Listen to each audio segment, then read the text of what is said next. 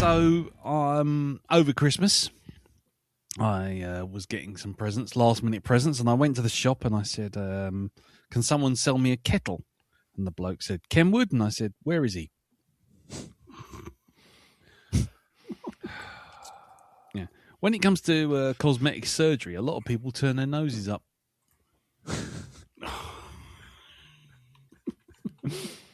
Yeah. And over the Christmas period, I got a front door made of sponge. Don't knock it.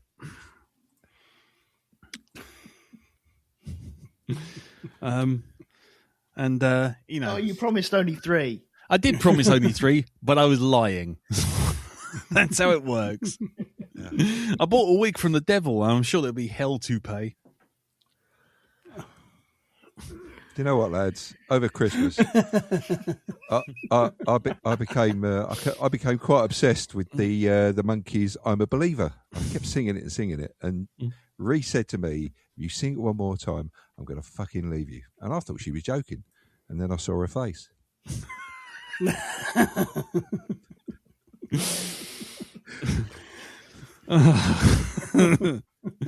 So I knew the punchline to that one. I was just waiting for where it would actually work its way in. I was, I rang up BT and I said I want to report a nuisance caller, and the bloke went, "Not you again."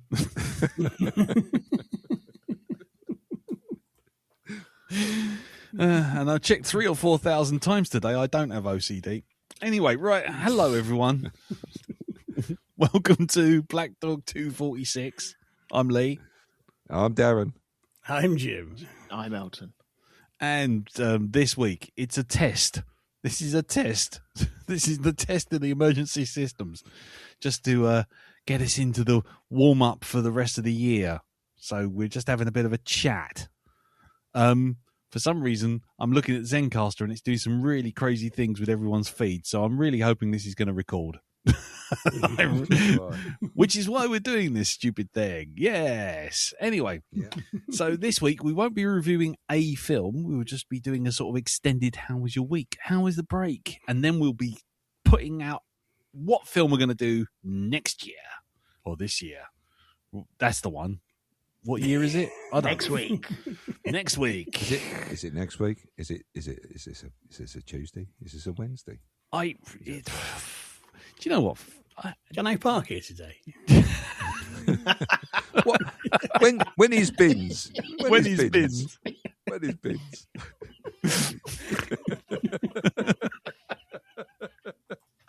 I want to watch that fucking alien film there. What, when is bins? Yeah, when is the one with no, not Contact. Arrival. What's that film called? The one with the big ships turn up and just hang there in the air. We've watched it. I know we have. What, Arrival? Arrival, that's it. Yeah, because that's where the meme comes from. When he's been, where they're all stood there in a spacesuit, so they've got their fucking placard. When he's bins. When he's bins. When he's been there. Oh, Jesus Christ. Yeah, so anyway, let's see how everyone's Christmas holiday has been. Festive period. And I guess we can start with you, Jim. How's it been, sir? It's been very, very peaceful and very relaxed in the main. Nothing hugely exciting, but just had a very nice time chilling out, curled up on the sofa, watching movies, reading lots of books, doing nothing constructive for quite a few weeks. Fantastic. So that's been good. The ginger whiskey I made came out absolutely belting. We've been enjoying that. Yeah. In fact, we opened it one night and we enjoyed it that much. We finished half a litre of it. Oh, Jesus. By accident. Wow. By accident. And then you woke up and everyone went, Happy New Year. No, we still got some of that left, so that was good. Right. The Christmas cake I baked came out very good. It had a little bit brandy kick to it, and there's tons of it. And we've still got loads left, but that's fine. It keeps for ages. So, but I did get an awful lot of sort of food, of like biscuits and chocolate. And I've always reached that age. I want to buy him. Just buy him something he can eat. He'll be happy. He's got enough books. Don't buy him any more. Get him some chocolate. Yeah. But so I'll probably eating them till Easter, the way it's going. So that's pretty good.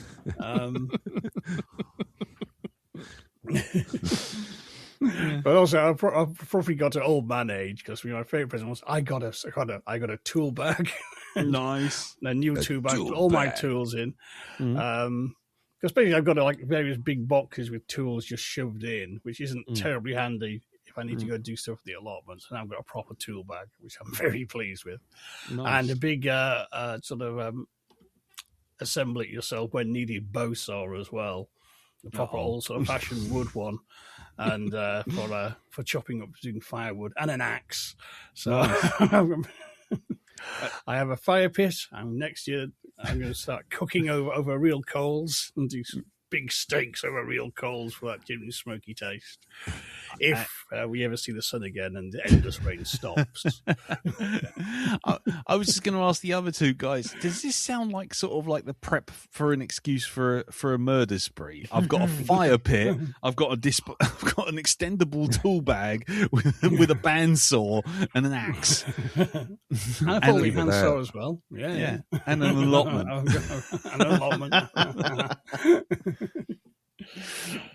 Yeah. I've got an allotment and I'm not afraid to use it. Yeah, and I've got 16 tons of quicklime. Come the apocalypse, which might be Tuesday and after next. I'm set up. Or at least you've got enough ginger brandy to see you out. Well, it could be explosive stuff. I'm pretty sure that Christmas cake you've lit is pretty good. We'll take out one of the shitty American tanks. Greenland was invaded and repelled by a Christmas cake. Well, stranger things have happened. Well, indeed. Yeah. So what did you watch? Anything good? I'm trying to think now. I watched a brilliant kind of alternative Christmas film. Mm-hmm. Which if it come, I might do it for next year. Okay. It's made by legendary Hong Kong director John Woo. Oh, blimey! Okay. And it's called Silent Night. And it's a revenge thriller of a guy whose little boy is killed in a gang fight, sort of crossfire accident on Christmas Eve. And he spends the entirety of the next year tooling up to go after them the following Christmas Eve. However, the wrinkle is, in the initial crossfire, he takes a bullet as well, which destroys his larynx, which means he can't speak. Oh. And so all through the film, no one says a word. Right. It's all pretty much without dialogue. And when you only hear people like talking in the background, or you see them texting each other, but like no one says anything. It's really, really, because it goes on for a while. They're, hang on, no one said a fucking word in this. Of course, Silent Night. But it is a really good film. I mean, it delivers the high octane John Woo violence of old. Just ridiculous gunfights, hundreds of people dying, in a very satisfying way. But like a good sort of revenge movie, you sort of start feeling comfort cheering because it shows you the cost of revenge. Yeah. Much like other great revenge movies we've watched on this show. And it's very much in that kind of revenge is a double-edged sword. Is it satisfying or utterly corrosive? Yeah. Well, whichever it was, when it's done as well as this, it's just a very satisfying watch. So if you want to go some sort of an alternative Christmas movie, then really isn't Christmas at all, but it is still at Christmas. Yep. Silent Night. That's a cracker. Can I ask one question on this? I mean, given it's a John Woo movie, what's the dove count? No doves in this. There are some pigeons. Slow motion dove count, no? Yeah. Christ, there's a low budget version then. Yeah, I was going to say. we couldn't get doves, so we got pigeons. It's filmed in the north. There. Is it filmed in the north? Is it Here we go again. Is it the tornado editor again? I can't get you any doves. I can sort you out some pigeons. Let's have a look. Is it in Barnsley? No, it's in South Central LA, so it's kind of nice. Very, very far from anything remotely sort of wintry, snowy. Oh, right. sleigh bells jingling, anything like that. L.A. Lincoln Abbey. Is that where they filmed it? That's it. See, I told you. Yeah. Can't sort you out any doves, but come over here, John. I've got a couple of racing pigeons. Come on. I got me budgie. Will a budgie do?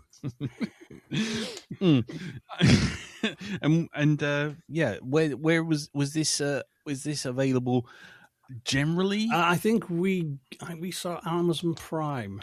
Oh, I cool. think. Okay, nice. Yeah, it was, so I really liked that. We also watched a film that turned out to be fucking horrendous. Oh yeah, In a good way. Because we watched a film a while back called The Devil's Candy.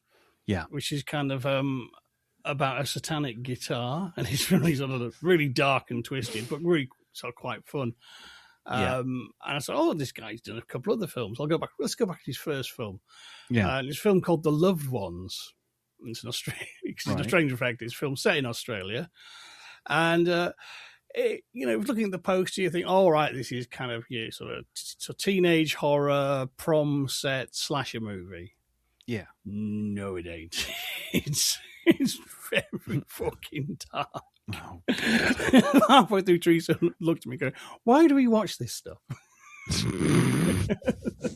There's a bit more than we were bargaining for, but it was good, though. I mean, it's really just well performed. It's really...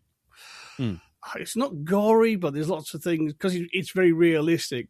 When stuff happens, it's real like, yeah, that'll fucking knack.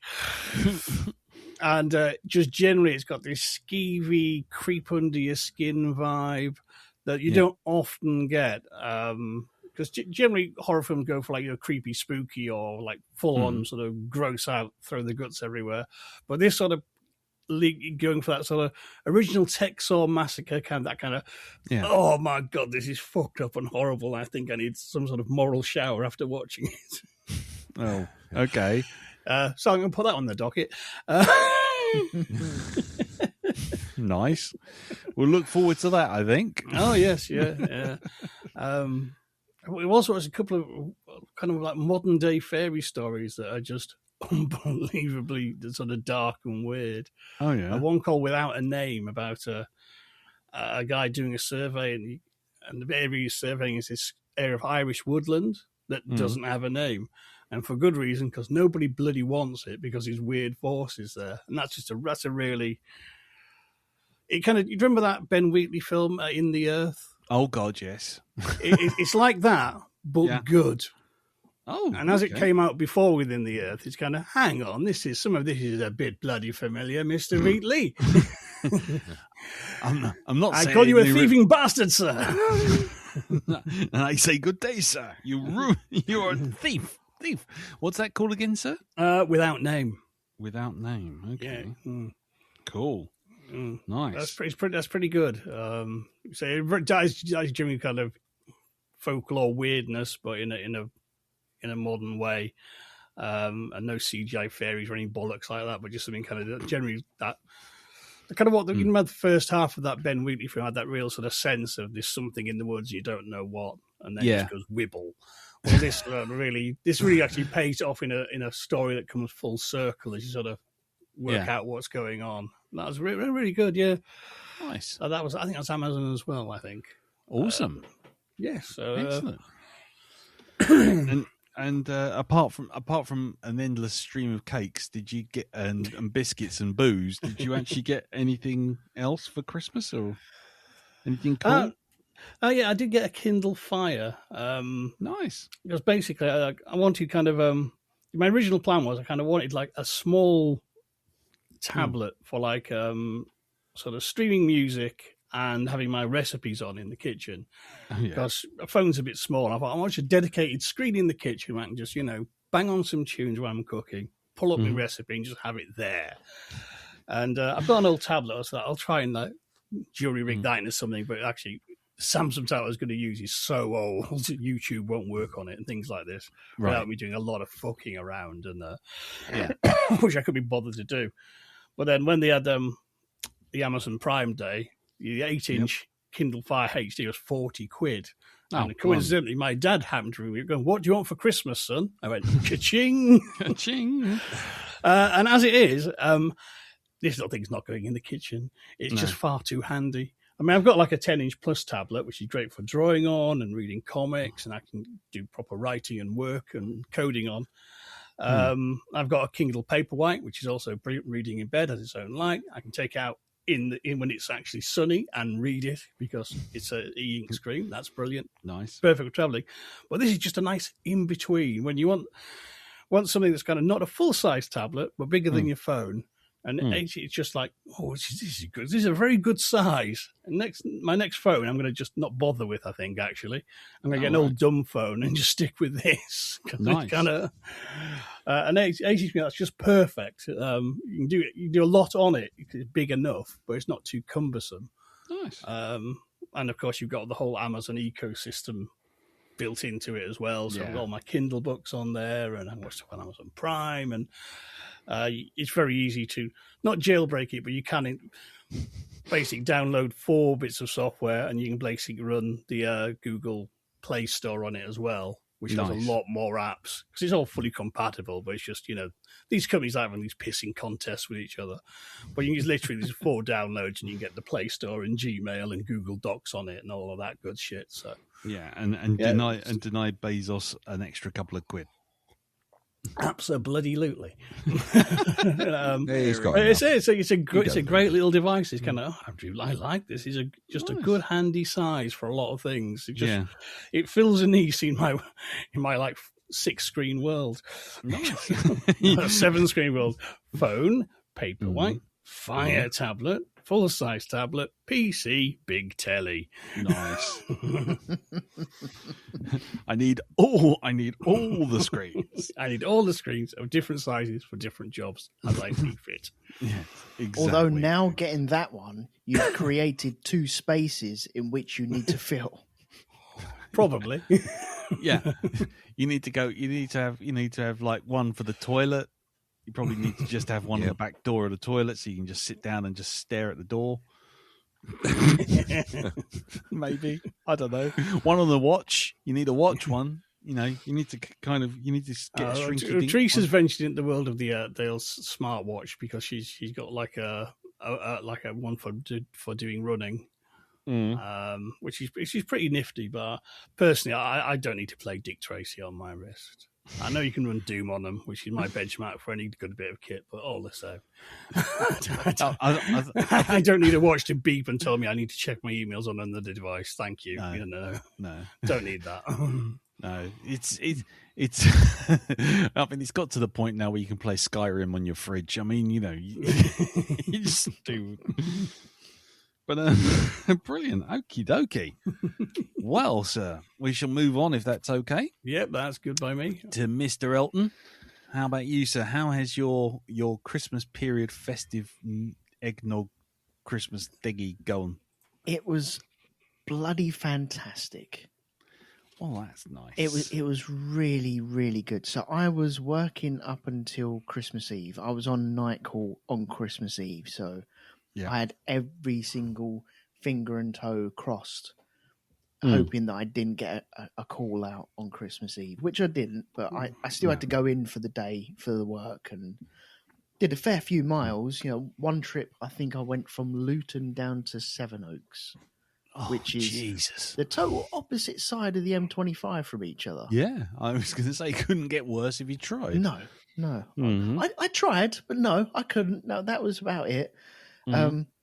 But once I was home and that was it, and I wasn't working this Christmas or Boxing Day, which is like the first time in 6 years, maybe 8 years. So Jesus. So it was nice, and it was just a really, really good day.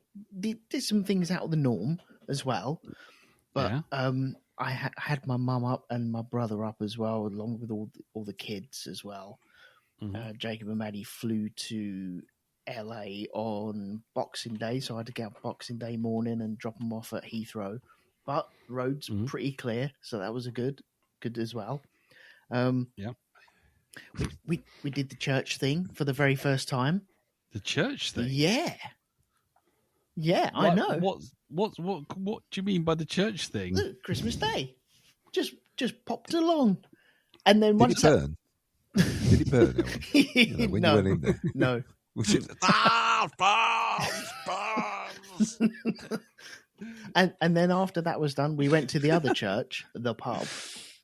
Which was bloody yes. good as well.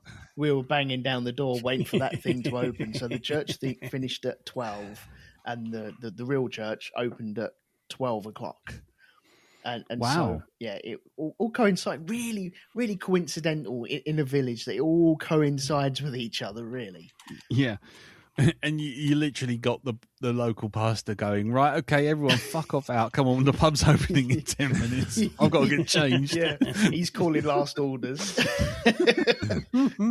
Nice. But yeah, that was really good as well. Watched a few things. Okay. Oh, actually, only two things of note. Okay. Fair enough. One good, one bad. Go good first, because bad is always funnier. Okay. Good. Yeah. I have trouble pronouncing this, but I think it's Pluribus. Pluribus, that's it. Oh, I can talk with this one. Yes. And me. Yes. Yes. Yeah, go on. I won't spoil it for anyone Mm-hmm. because it is still fresh and new, and I haven't finished it yet. I've just finished episode 6. Okay. Oh, I've only just started it today. Okay. So I'm on episode 2. Well, I finished episode 2. So, yeah. Oh, Okay. This is good. This is so good. I'm having so much fun with this. Mm-hmm. Yep. I have. Can I ask that one? Yeah. Are you siding with the main protagonist in this series? Absolutely. So, yep. Same here. Same here. Absolutely. Yeah. Yep. No. No. No.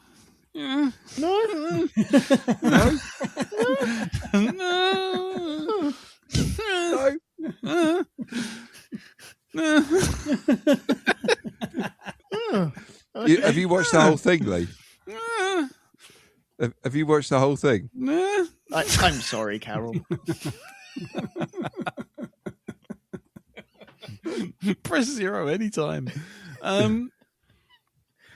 Yes, because you're gonna. I mean, if you've seen it all, then you obviously might have a different point of view. I haven't seen it all yet. I have a slightly different point of view on whether or not it's a good or a bad thing. Right now, yeah. Looking out the window, I'm not entirely sure it's a bad thing. Well, given what's going on in the world, yeah, maybe. Yeah. Oh, by the way, I've just noticed on our Facebook page, on the About bit, yes, you put on the 51st most popular TV and film podcast in Venezuela. We were. I didn't put that. That's been there for years. Oh, I know that's been there for years. I don't know if we want to change that or not, or we're happy leaving that there. I'm happy leaving it there. I mean, I might change it. I didn't. I forgot it was even there, to be perfectly honest. But we were the 50th. We were listed by some spam podcast emailed to me that we came up 51st most popular TV and film podcast in Venezuela. I just thought that was a particularly funny stat. I love that. Yeah, but the only listener we've got over there, I think they've been arrested. I think they're in New York at the moment. Yeah, I think does it count? Don't tell him not to open his phone up. Yeah. Suddenly now I'm the 51st most popular TV and film podcast in New York. Yep. It's funny how these things travel. Yeah, we've dropped by 1 in Venezuela. What can we do? Well, don't forget his wife. We dropped by 2. We dropped by 2. Yeah. Oh no, they do the sharing headphone thing. Bastards! Oh, no wonder they should lock them up. That's a delicate stat. That's a delicate stat. That one. But anyway, yes. Yes. Pluribus. Yes. Pluribus. So I'm having immense fun with this. Yes. There's a lot of silence through it. Mm-hmm. But who cares? because just because you have silence doesn't mean you need to fill it. I think it's absolutely brilliant, and I know a lot of people have been saying, it's the thing to watch at the moment. Yes, and rightly so as well. I think it's been carried really good. It's by the same. Is it Vince Gilligan? Yeah, Vince Gilligan. Yeah, Vince Gilligan from Breaking Bad and Better Call Saul, and it definitely has that look about it where it is shot like a movie. Yeah, and I think Breaking Bad was shot like a movie, and there's so many big establishing shots which look beautiful, and you could put them up as posters. And the same goes for this as well. I think it's brilliant. I think it's well crafted. I am loving it. No, I'm not going to say what I was just about to say because that's spoilers, so I won't do that. But I'm just having so much fun with it. It is a hard thing to review and to recommend, I think, because you do sit there going, "This is really cool," and I'm really enjoying it. Mm-hmm. But you could just as easily see people going, "I'm curious, but I don't. What's going on?" Yeah. And so, and also, but you don't want to say anything because everything.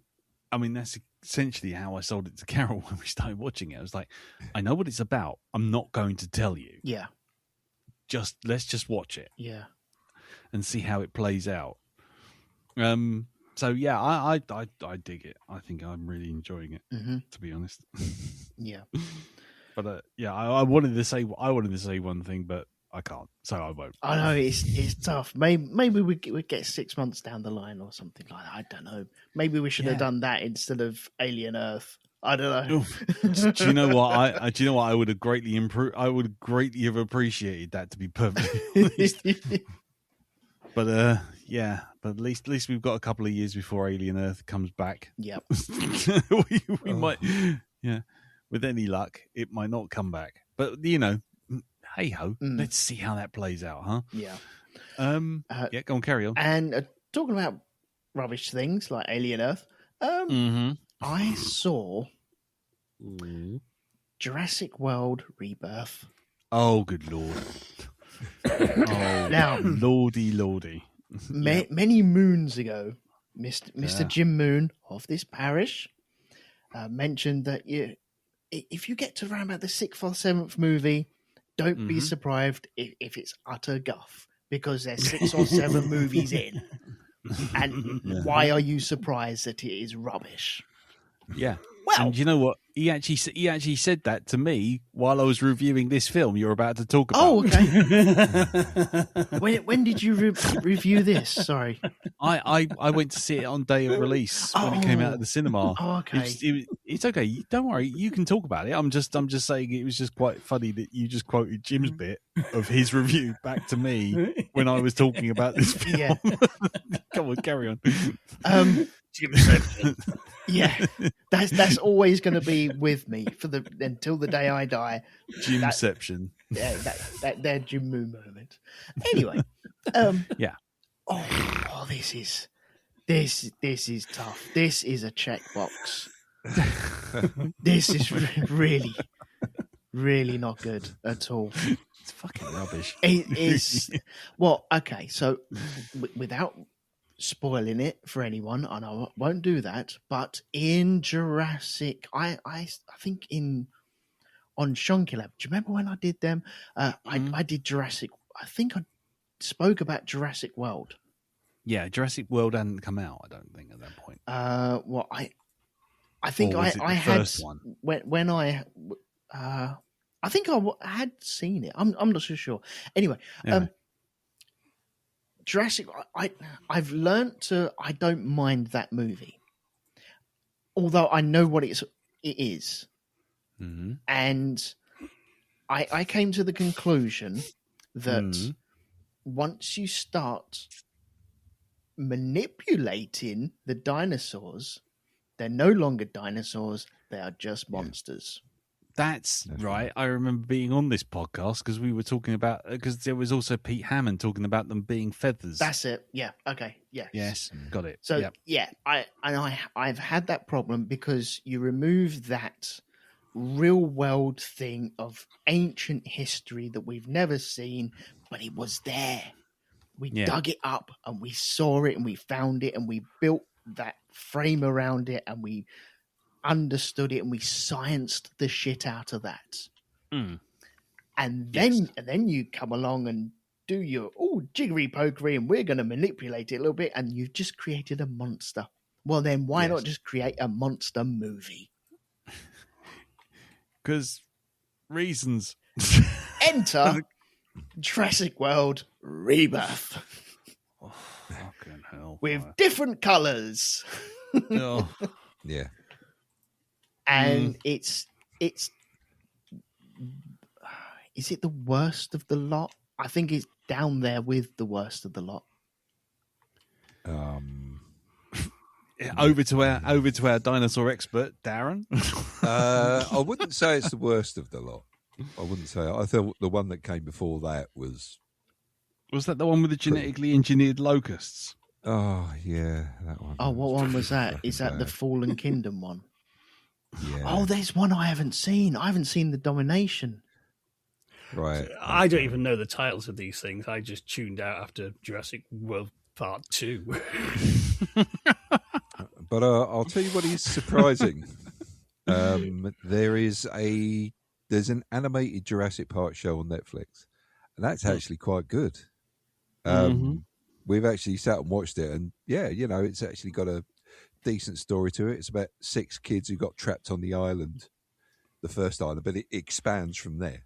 It goes on. It's like, I think it's had like about 5 seasons.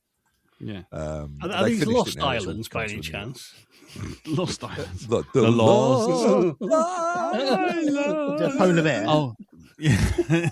Oh God, that not that Lost Island. Oh, okay. Hold sorry. Generation gap God. there. Yeah. Oh God, It where's wasn't that bloody about track? a wealthy man who had a wonderful idea to put children from all places, from all kinds of faces.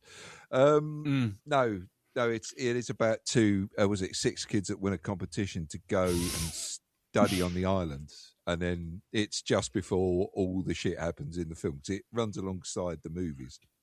Yeah.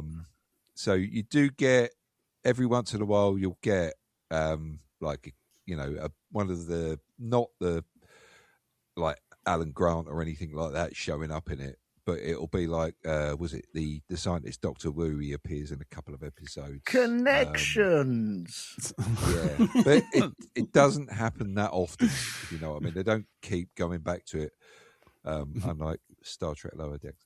Anyway, Can you hear those keys jingling? Can you hear them? Can you? Jingling in the distance. Yeah. So the actual Jurassic the Jurassic Park animated show that's on Netflix is actually quite good. It's not bad at all. It's better than most of the films. I'll say that.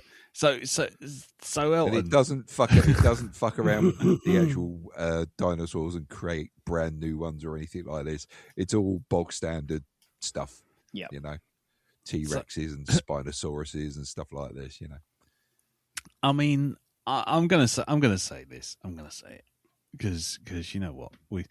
If you haven't seen a Jurassic Park movie that came out in fucking March by now, and you don't want it spoilt, then I don't know what to tell you. But how did you feel about the whole island turning to shit because of a misplaced marathon rapper?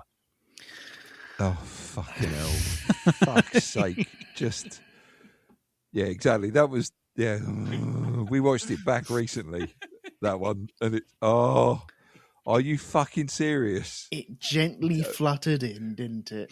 It fluttered into an air vent in a door. How many doors need air vents? Mm-hmm. It's the fact that they've got these fucking suits on that are supposed to keep the germs out and everything else. And he's standing there stuffing a Snickers in his face and nobody says a fucking word at all. It's like and he drops the litter on the floor. It's like the golden ticket on the Polar Express that flutters everywhere around. Gets chewed up by a bird, spat out.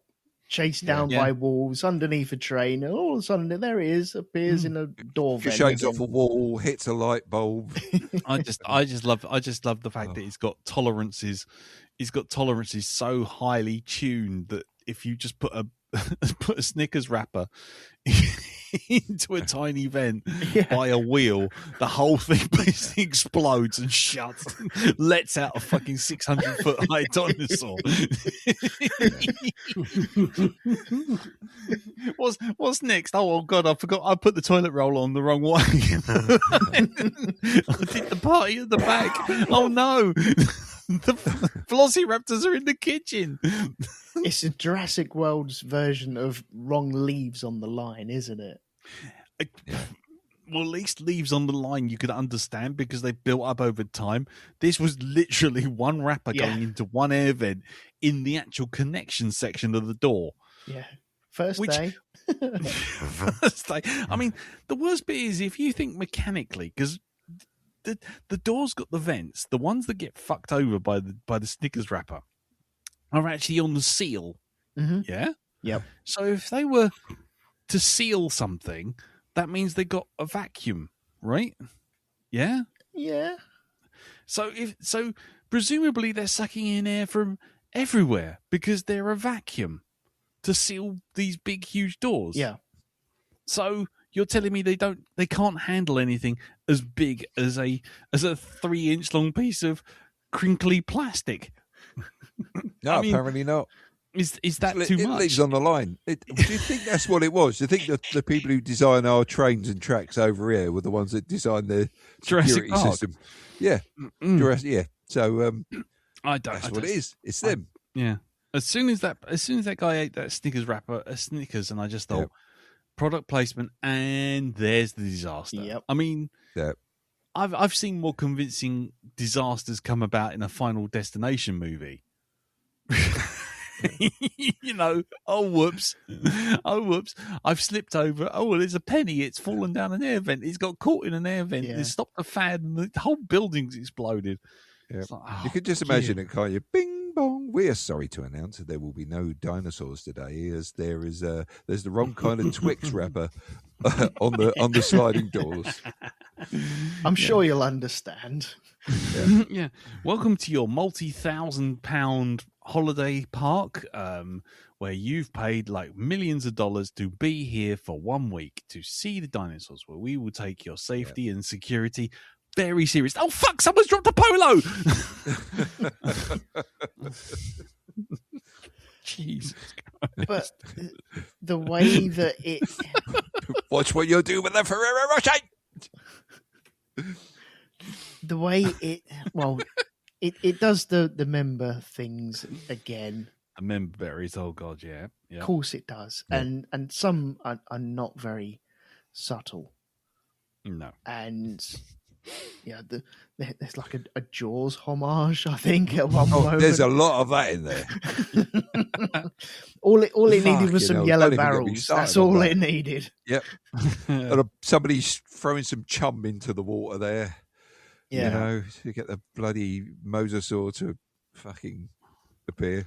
But yeah, it was that it's aping, redoing scenes.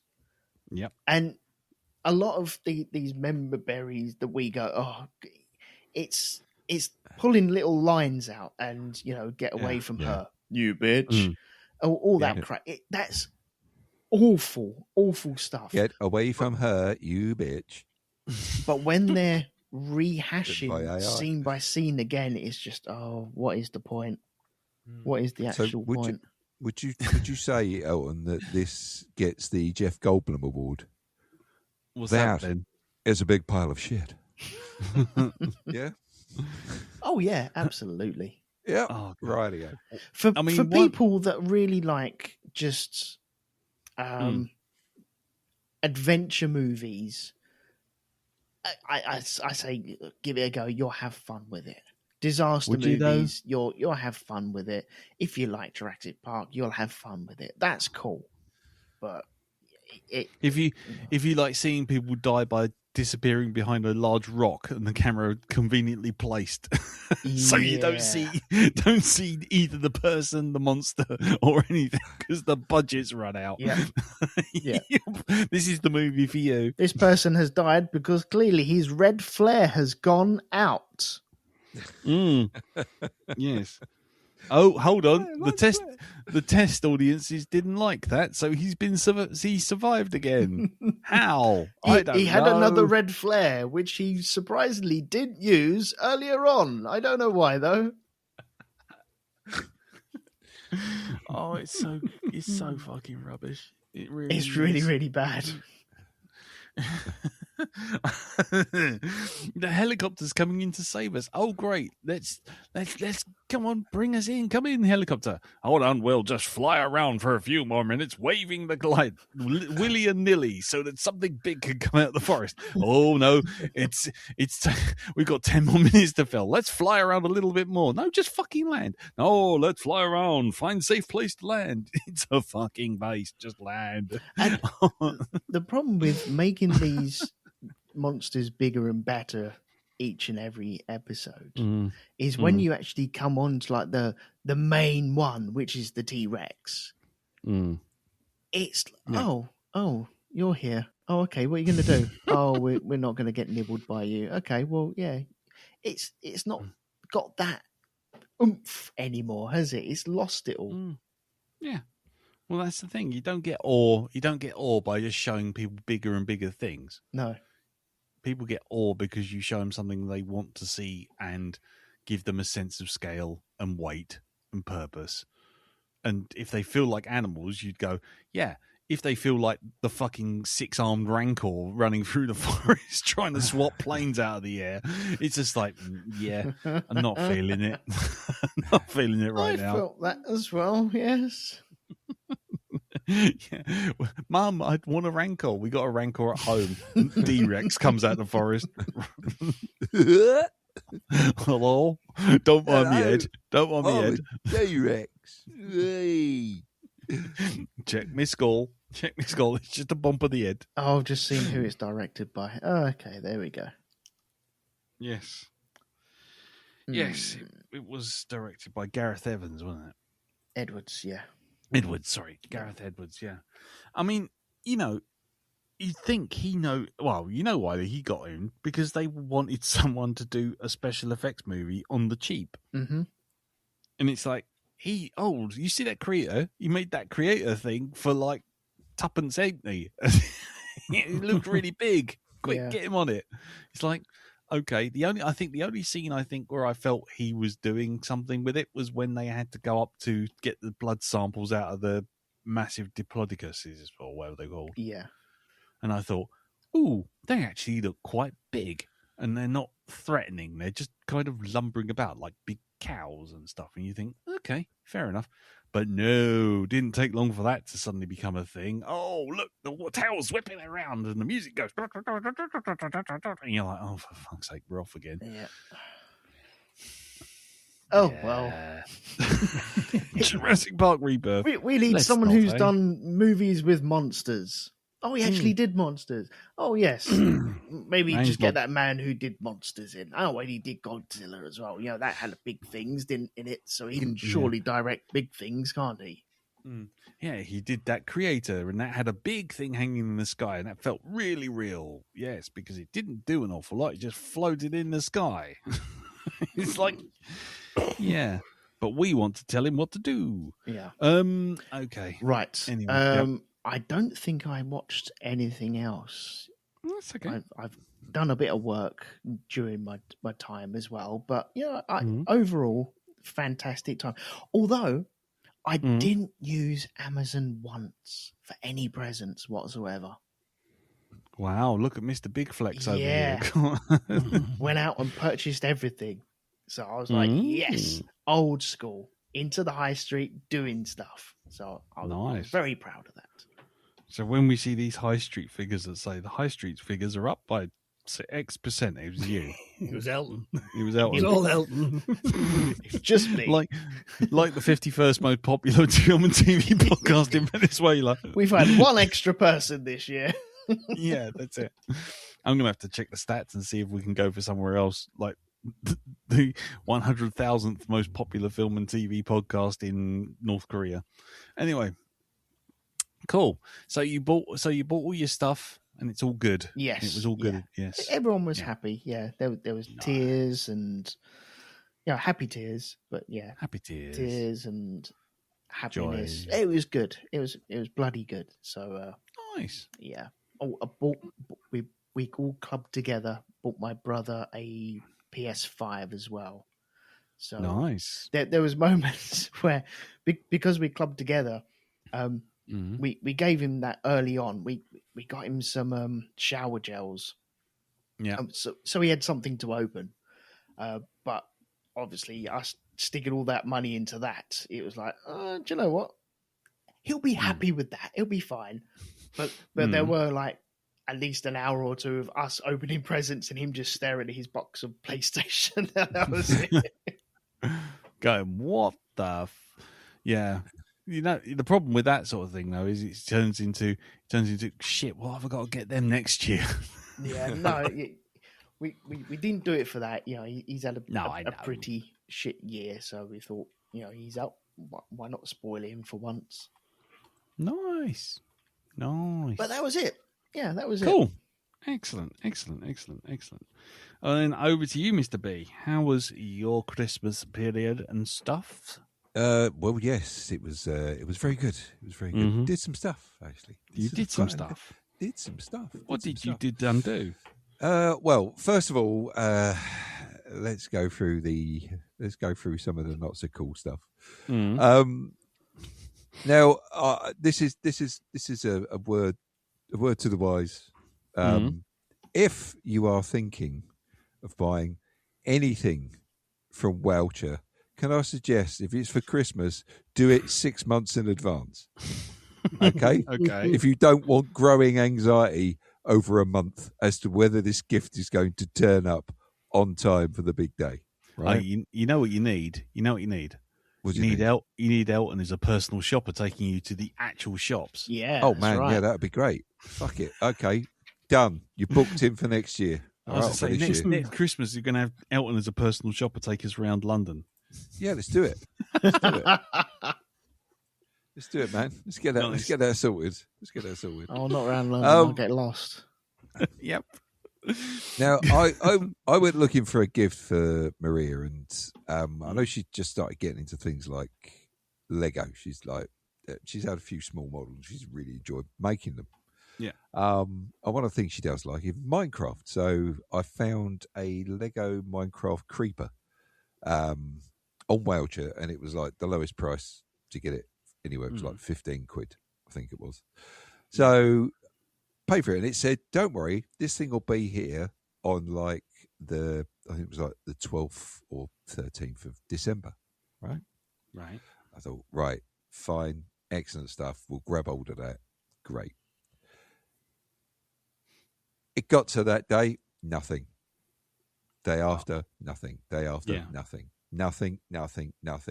I'm looking at where this thing is coming from, and then I discovered why it was so cheap, because it was being sent by minus fourth class post from somewhere out in deepest, darkest China, right? Okay. Coming by express, overnight frog. Yeah. It showed me all these different villages that it turned up in, and it was just like it was doing a tour of China. It's like, fuck me, it's more well travelled than Your package will be delivered by Pigsy, Trippy Tarka, Monkey, and Sandy after they have retrieved the calls of the Buddha from India. Yes. Jim, get out of my head. You've been spying on me again. Yes, that's exactly how it is. Yeah. Right? David Carradine comes wandering out of the desert. Yep.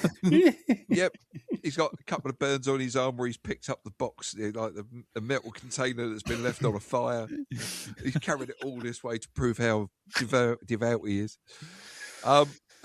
The anxiety was growing. Fortunately, it turned up around about, I think it was like 2 or 3 in the afternoon on the 23rd of December. So that was like, thank fuck for that. That's good. So sorted that out. So there was that. got that sorted.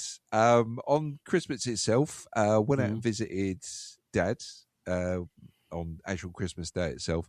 And it's the one day of the year when there's no congestion charge in London. So originally it was going to be an old group of us going over to see Dad. It was going to be brothers, their wives, and whatever, coming over and seeing him. But things kind of got in the way, and we had to reschedule. So we said, look, we're still going to go over on Christmas Day and see him. You guys go over on Boxing Day, right? And that'll be like, he's had 2 visits then, like, 3 sets of people. So great, excellent. Went over, drove down on Christmas Day. Yep, very quiet on the roads, which was great. Good journey, great day. I made Christmas dinner for him, and he's still around. He's still with us. He's still around. He's still alive. Yes, he's still with us. So a miracle. That was good, and he enjoyed it. He got well fed that day, fucking well fed. I think we kind of overestimated it a little bit. We actually left him some food. He had like some turkey left and some was it veg? It was fucking dessert. We left him as well. 3/4 of this really nice chocolate log we left him as well for Christmas. So nice. he had all that. So I mean, his fucking fridge was pretty full as it was, and it was like, where do we put this? Let's play Tetris. So there we are. So nice. So yeah, so all good. Then on the day after Boxing Day, we went up to London for Ree's mum's birthday. What it was, we wanted to see Mamma Mia. She's a big fan of the show, so it was like, all right, let's take her up to London. Let's all go. So we all got tickets, and we went up to London. Yeah, enjoyed it. I've got to say, I think some people, I don't know what they expected when they went in to see it, because when you go in there and you look at the stage for where it's all taking place, it's got this 2 bits of wall that look like look like a building out in Greece, right? Okay, and what these bits do, they spin round slightly, so it tries to make it look like a different building all the time, so the geometry of it changes. So it's like, well, that's pretty good, and it kind of covers up the bit where the people come in from the back and you don't see them, and they suddenly appear on stage and do their ABBA thing. What I did notice, in there, when I went to the loo just before it all started, and there's signs all over the place saying, "Don't sing, all right? Just don't fucking sing. People are not paying to hear your fucking voice. Don't sing. You'll get 2 seconds at the end of the production to shine, all right? But if you do, you're a scene before that, you're a cunt." So there's all the well, of course, it was a bit more sign Penny and Beyond. Yeah, Penny and Beyond. Originally come from Bromley. Nobody knows this really. They put it out there from Sweden, but it ain't. No. Lesser known detail. No, the most Swedish they've ever been is working in IKEA. So on the meatball counter. It's on the meatball counter, yeah. That's it. But no, I mean, I thoroughly enjoyed it. But there were a couple of people in there who came in, started watching it, and I'm thinking, you've watched the film first, haven't you? You've not actually seen the original play. You've watched the film. You're expecting rolling seas and stuff like this, and all this beautiful scenery. Meryl and Streep. all it was, exactly. And all you've got is like these walls and a blue background, and that's it. Yeah, and it, the rest of the play takes place, and they do their ABBA songs and God knows what else, and it was. It was interesting to see how they fitted. You sat there and you're like, okay, let's spot the lyrics. Let's see which song's going to come next. And I got 1 or 2 of them. But it was getting to the end and it was like, oh, hold on. They've realised that they've running out of time and they're having to start shoehorning these songs in to get as many in there as possible. And it just sort of like, it was like, whereas they would have a whole rafts of dialogue and then they would play a song, it would be like, the winner takes it all. They'd be like, hey, what's that over there? And money, money, money. And it was just banging them out like that. But it was good. It was enjoyable. Really, really was. I've got to say though, I think theatres need to be a bit more draconian on letting people in when they don't turn up on time. Now, a couple of minutes, fair enough, but when they turn up 15 minutes into the fucking play, they shouldn't be allowed in. Well, everybody has to don't. fucking stand up and get out. And it's just, these people came in and they had like great big puffer jackets on. So they were the most obstructive they could possibly be themselves. You know, if it's like, you might as well have had the fucking Harlem Globetrotters just walk in at that point. That's how much of a fucking, you know, disarray they caused when they actually. And it's like that. The seats. You know, when you get people who come in and they ask you to get up. You're at one end. You're at the far end, and they ask you to get up so they can get to their seat. And you realise they're sat up the other fucking end where they could have just gone up the back, walked round, and just walked into their seats without disturbing anybody. These cunts did that. It was just like, fucking hell, get some common sense, you twats. Yep. But anyway, like I say, we all love me and leave me. Get the fuck down. Sit down, you can't. Size 12 boot at the back of the neck. Ah, I'm in the orchestra bit. Because it's true, I do. Fucking sit down. I do. So, yeah. What's that? Spider-Man, turn off the dark. Here we go. Mary Jane. Yeah. So after that, we went to grab something to eat, and we found this place in Covent Garden called the Big Easy. Have you ever been to it? Mm-hmm. No, yeah. I know of it, but I have never been. You know of it? It's basically barbecue meat. It's just meat. Barbecue meat. Yeah, they might sprinkle it with some veg, right? But it's just meat and chips. Meat and chips. Meat and chips. Yeah. Yeah. Yep. Oh, absolutely gorgeous meat, but I think they were a little bit overpriced in there. We ordered this. Hey, it's Covent Garden. What are you expecting? Well, we ordered this was it 2 great big platters, and what it is, you get like, I think you can have up to 6 people on each platter. Yeah, and there was, you know, there were a few of us, and so it was like, well, it's £30 a head, and I can tell you now, what we got wasn't 30 quid's worth of food. I mean, we were still full, but it was just like, you could have charged us 20 and still made a profit out of this. I'm pretty sure of it. You know, you really. It's the inshittification, mate. It's the word of the year. Inshittification. Inshittification. Yes, I totally agree there. So yeah, but I mean, all in all, though, the day itself was absolutely fantastic. We really enjoyed it, you know, and her mum was just really, really happy with the present. She didn't know about where we were going right up until we got up there. Nice. And then sort of like took her to the theatre and just, there we go, bro. Cool.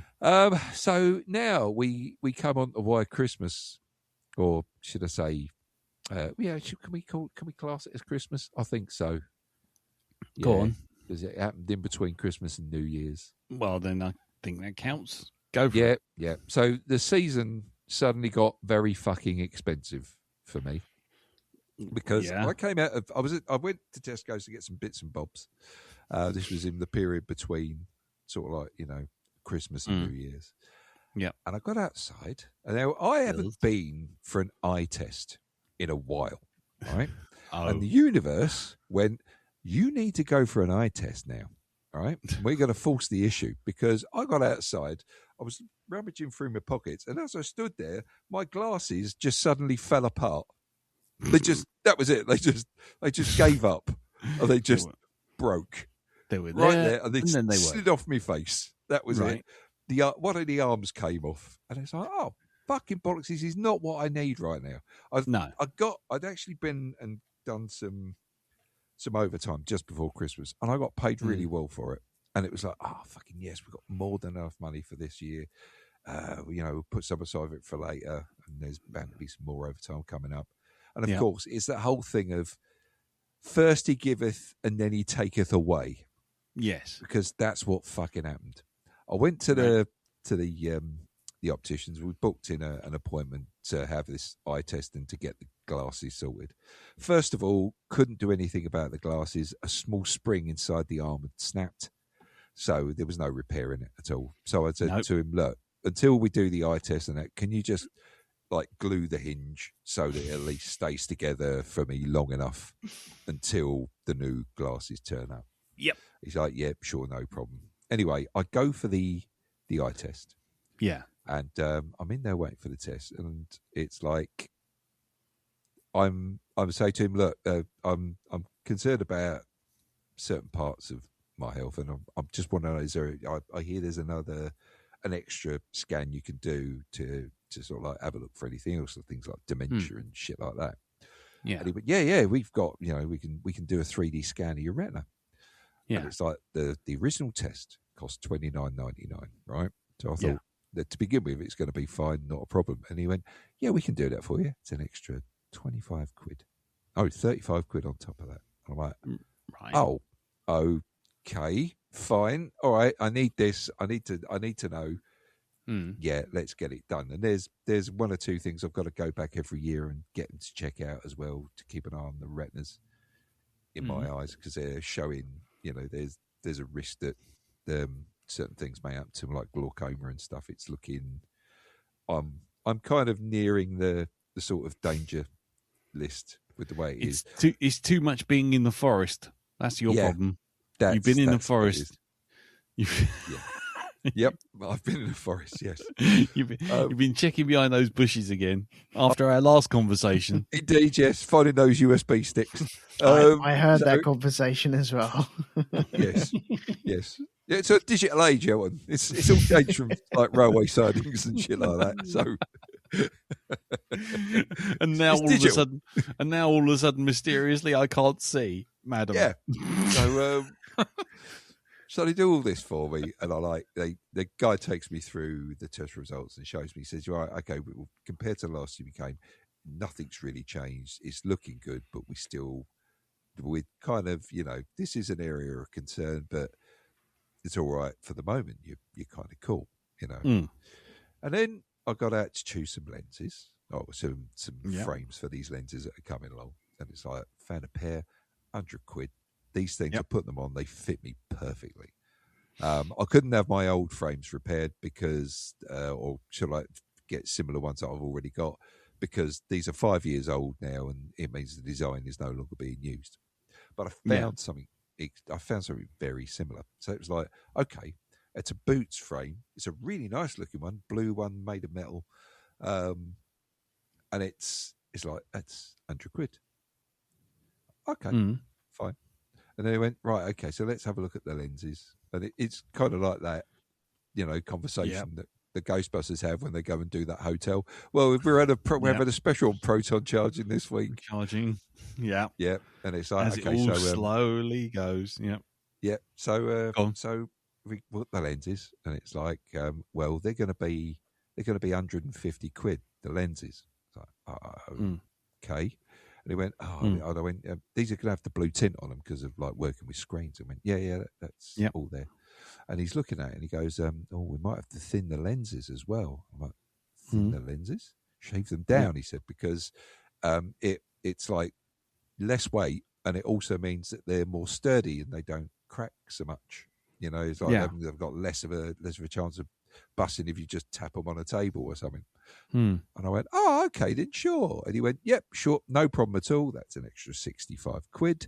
I'm like, but what is this? And he goes, there you go. And he gives me the bill, and it's over 350 quid. Oh, I balked for a minute there. I was for a minute there. I'm like, I could just see. I just felt my wallet getting lighter. That was it. All that money I had in there, and it's now had a great big fucking hole put in it. Yeah, just because. And it's like, sure, there's got to be some controlling force in the universe, because this is not just a coincidence. Surely this is the mechanics of the universe making me going to get this. It's got to be somebody's pulling a few switches somewhere to make this happen. I am in a giant game of fucking Sims, aren't I? Yeah. That's it. Don't worry. One day you'll just wake up. You'll be locked in a cupboard, with no door. I will. Yes. It will slowly fill with water, and someone will start throwing in plates of chicken. Yeah, just endlessly keeping you alive in a water pool. Oh, blimey. So now I'm waiting for these things to turn up. And I'll tell you what, they can't turn up quick enough because these glasses I've got on now, it's like they're wonky as well now because one of their springs has gone in the other arm. The way they fixed it is there's no spring back on these things. So the arm is really quite loose. Have you got... now, did they just swap it from one arm to the other and say, yeah, that one's fixed now?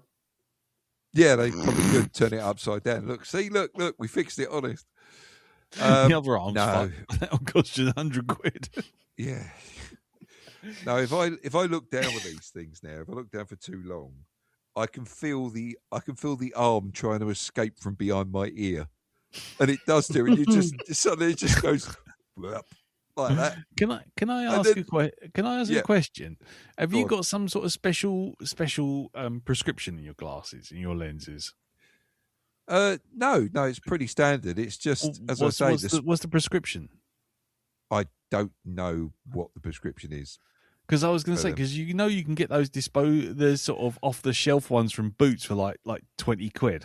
Yeah, actually thinking about it, I think I probably should have. Slightly different than the other when it comes buy to two pairs. You start to sound like the buy two pairs are very vocal. Just close your eye, close one eye, close one eye, switch to the other pair of glasses. Indeed.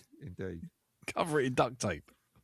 There are times when I'm tempted to. I'll tell you that there. Although it does, where glasses are concerned anyway, it's a whole thing of you've got to keep finding them. You know, it's like, where the fuck have I put them? I need to do this thing quickly. Where have I put my fucking glasses? And it's almost like, go on, do it. Get the loan out. Go for the fucking laser eye surgery. You know, have your eyes done by Cyclops. There we go. Lasered through the head. Yeah, lasered through the thing there. You know, as the eyes crust over and form a scab. Have you seen what they do when they do that? Oh God. No. No? Oh, okay. No. Okay. No, I'm not getting it done. I'm not getting it done. Don't tell him.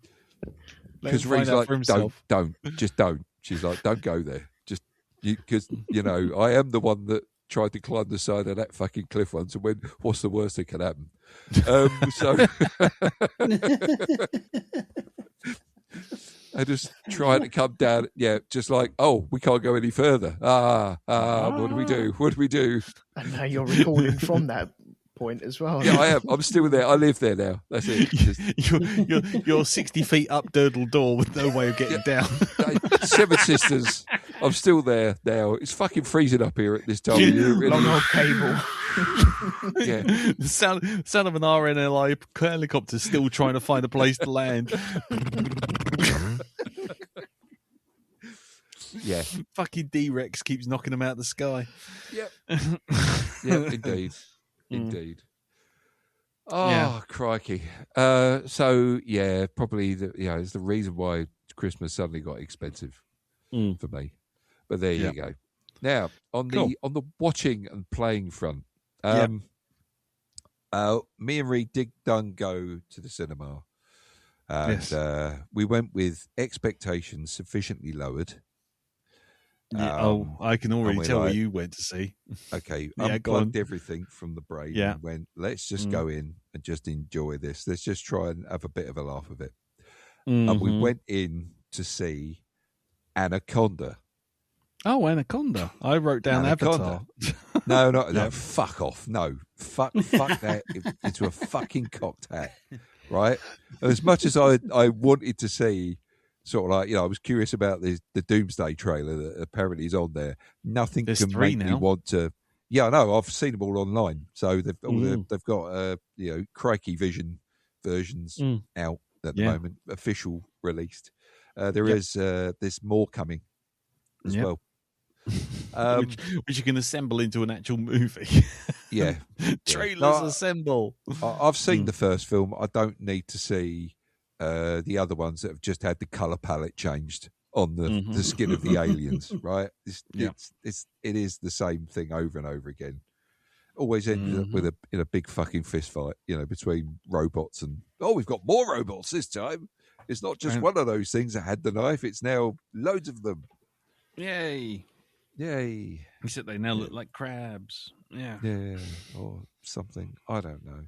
But Anyway. no, Anaconda. we actually enjoyed it. It was actually quite a good laugh.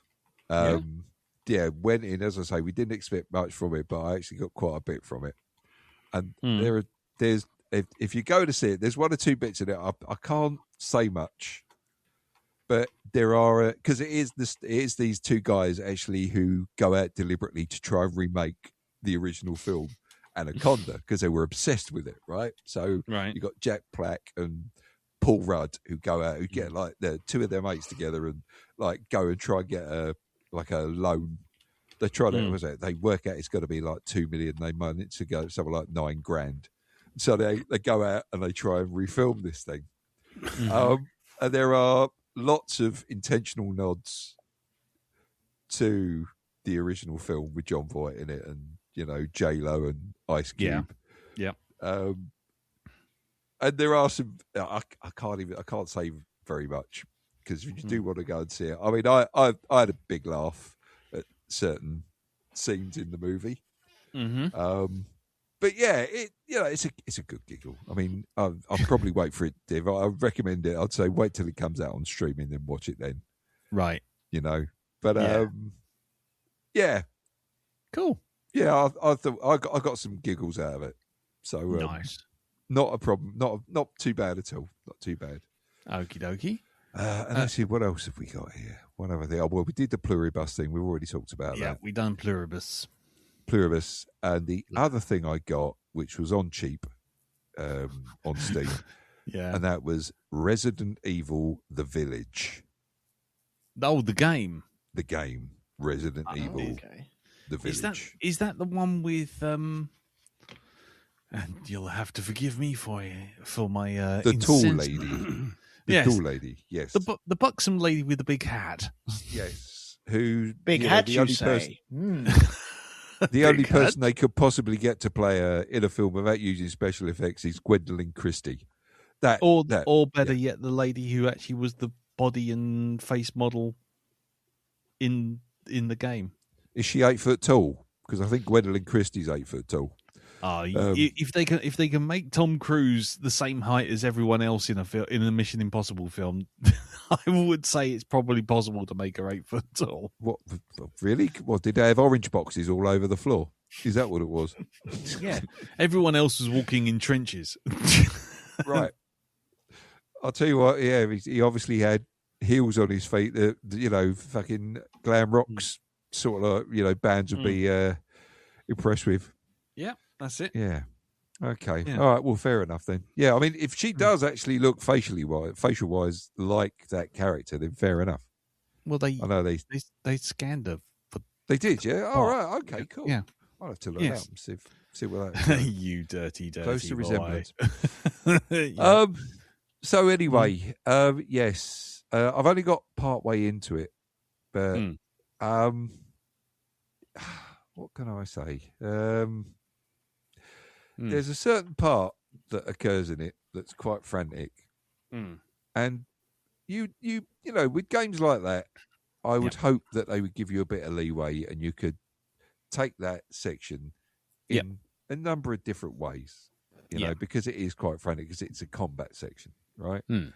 But no, you have to find the right combination, the right place to stand. And it isn't just like your combat moves. You having where you've got to go to actually get out of that section. Yes, which is a real shame. The game itself is absolutely stunning to look at. It really is gorgeous. Yeah. But there's that they had that in Resi 8 as well, where you're sort of running around frantically being chased by something, and you're like, "Oh, I've got to check the door. Oh no, he's in the room. Fuck it, keep going. Yeah, run away again." Because I'm pretty sure this is the direct follow-on from it. It's the same character in that one when you're trapped in the house, Biohazard. Yeah. It's the character from that and his I think it's his missus, is that as well? Yeah.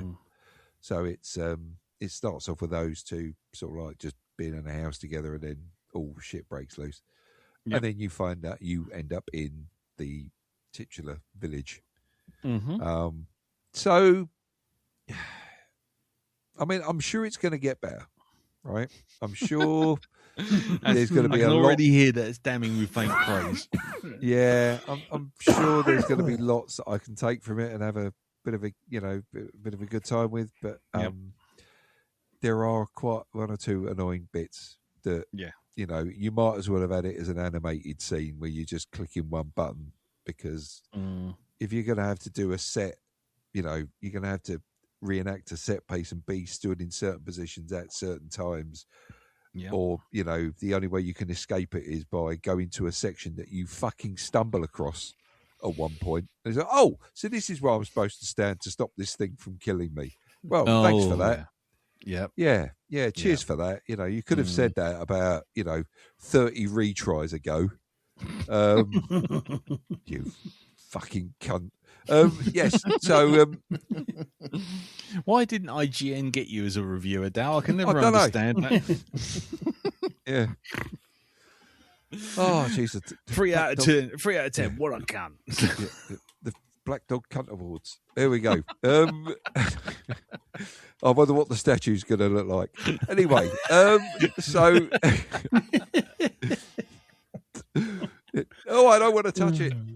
Anyway, yeah. But I do. Yes. Which way up is it? I'm scared and aroused at the same time. So there we go. That's me. I'm sure there's other stuff that I've done and watched, but I can't quite remember it. So fair enough. Okay, well, for me, my Christmas was pretty good. Overall, it was pretty good. I didn't break up until sort of like the afternoon of Christmas Eve. So bless you. You still call it breaking up? Yeah, I do. Well, I also call it breaking up because my office is actually the dining room of my mum's house. So I have to take all the computer and everything apart. Otherwise, we can't have Christmas dinner around there. So I have to literally break up the office just to turn it back into a dining room. But it was all good. I got a Raspberry Pi 5. Oh, very nice. Which is very cool. And all the kit, the girls all sort of together. They all got little bits and bobs to give me enough that I could assemble a tippity top retro gaming box. Very nice. And I spent at least 3 days making this fucking thing because I had to look up all the software and get it all sorted out. And then I went into a bit of a DIY nightmare because, right, firstly, get the DIY stories out the way in order of success. First off, my washing machine broke, which meant I had to get a part for the washing machine and repair that. Luckily, Carol was on hand to stand there and go, are you sure you're putting that in the right place? Are you sure you're doing this? And I managed to repair a £300 washing machine with an £11 part. So I was feeling very, very smug about that.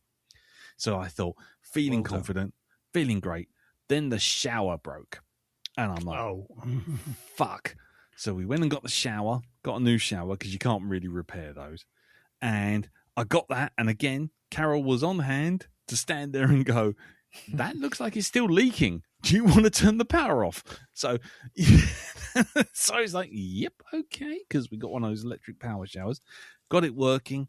Lovely. Had to drill holes in walls. Didn't kill myself or nothing. Oh, yeah. Yeah, because it had to hang on. If you buy a Triton shower, right? Yep. And you buy a new version of the Triton shower, you'd think, given that it's exactly the same size and shape, you'd have the same screw holes in exactly the same place. Oh, my sweet summer child. Oh, no. Oh, no, indeed. Oh, fucking no, indeed. So I hung it on one screw and then found that the other three didn't line up. So that was great. So I had to drill, but I didn't have a I didn't have a tile drill, so I had to do it using a method that I saw on YouTube. No. Was it hand drill? Is that what you had? One of those. 3 days later, It was a nail file. I'm getting flashes of that time you tried sawing chipboard. When I came up from the bath, and you'd be like, I've been here for 5 hours. All I've got is sawdust, and I've not moved, Darren. I've not moved. It was because I was trying to saw that chipboard for the side of my bath. It reminds You were there. It was just like there's a lot of movement, there's a lot of flurry, but I'm not seeing much progress. The saw has not actually changed position. Do you remember the episode of Red Dwarf with Rimmer and the worry balls, the big Chinese worry balls? Oh, yes. And then he comes back later and they're like 2 little ball bearings in his hand. Yeah, it was pretty much like that. Yeah. Yeah, that was it.